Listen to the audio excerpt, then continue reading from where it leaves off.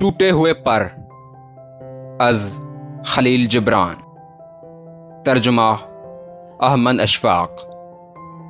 Part 1। पेश लफ्ज़।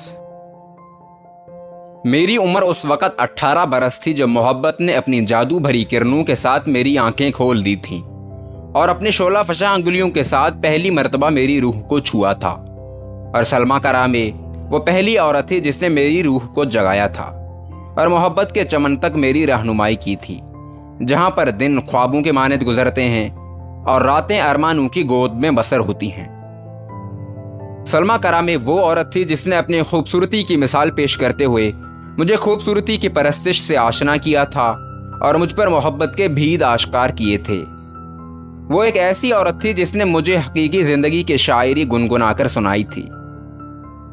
हर नौजवान अपनी पहली मोहब्बत को कभी नहीं भूलता, बल्कि उसे ज़िंदगी भर याद रखता है और उस अजीबो गरीब और हैरान कुन लम्हे को अपनी यादों के ज़ख़ीरे में कैद करने की कोशिश करता है, जो उसके गहरे एहसासात को तब्दील करके रख देता है और उसको इतनी खुशी अता करता है कि वो अपने तमाम तर गमों और तलखियों के बावजूद भी खुश दिखाई देता है। हर एक नौजवान की ज़िंदगी में कोई ना कोई सलमा ज़रूर आती है, जो अचानक उसकी ज़िंदगी में दाखिल होती है और उसकी तन्हाई को खुशकुन लम्हात में तब्दील कर देती है और उसकी रात की खामोशी को मौसीकी से लुबालब भर देती है। मैं गहरी सोच में गर्क था और फितरत को समझने के अलावा मुक़द्दस कुतुब के नज़ूल को समझने की कोशिश में मसरूफ़ था कि मैंने सलमा के लबों से अपने कान में मोहब्बत की सरगोशी सुनी। मेरी ज़िंदगी तन्हाई की मारी हुई थी, इस तरह तन्हा जिस तरह जन्नत में आदम अलैहिस्सलाम तन्हा थे।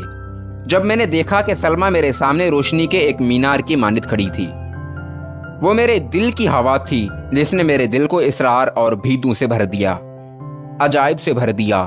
और मुझे जिंदगी के मकसद को समझने के काबिल बनाया।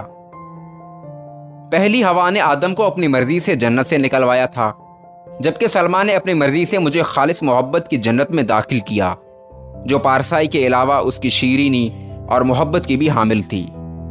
लेकिन जो कुछ अव्वलीन इंसान के साथ बीती थी, वही कुछ मेरे साथ भी बीती और आतिशी तलवार जिसने आदम का पीछा किया और उसे जन्नत से निकलवाया, वो भी इस किस्म की थी जिस किस्म की तलवार की चमकदार धार ने मुझे डराया, धमकाया और खौफ हिरास का शिकार किया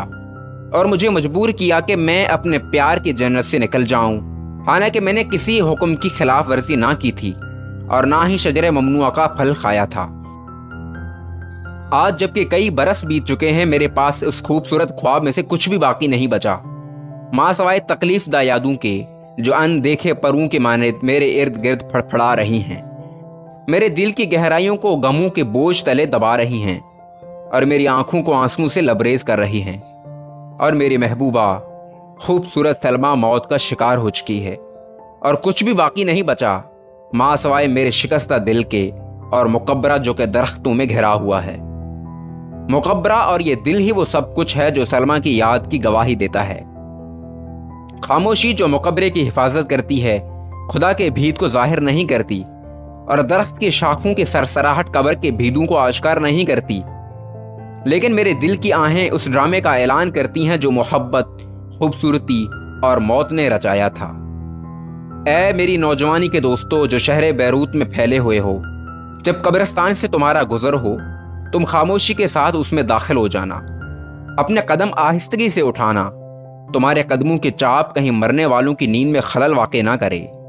और सलमा के मकबरे के करीब खड़े हो जाना और ज़मीन को मुबारकबाद पेश करना जिसके अंदर सलमा की लाश दफनाई हुई है, और एक लंबी आह भरकर उसे मेरा नाम बताना और अपने आप से कहना, यहाँ पर जिब्रान की तमाम तर उम्मीदें दफन हैं। वो जिब्रान जो एक मोहब्बत के कैदी के मानद समंदर के पार रिहायश पजीर है। इस मकाम पर वो अपनी खुशी से महरूम हुआ, उसने अपने आंसू बहाए और अपनी मुस्कुराहट भूल गया।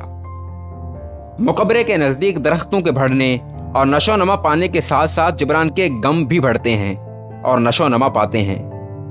और मुकबरे के ऊपर हर रात उसकी रूह सलमा की याद में फड़फड़ाती है और सलमा के जाने का मातम करती है। वो जो कल तक एक खूबसूरत नगमा थी, जिंदगी के लबों पर सजा हुआ एक नगमा, और आज जमीन के सीने में दफन एक खामोश राज बन चुकी है।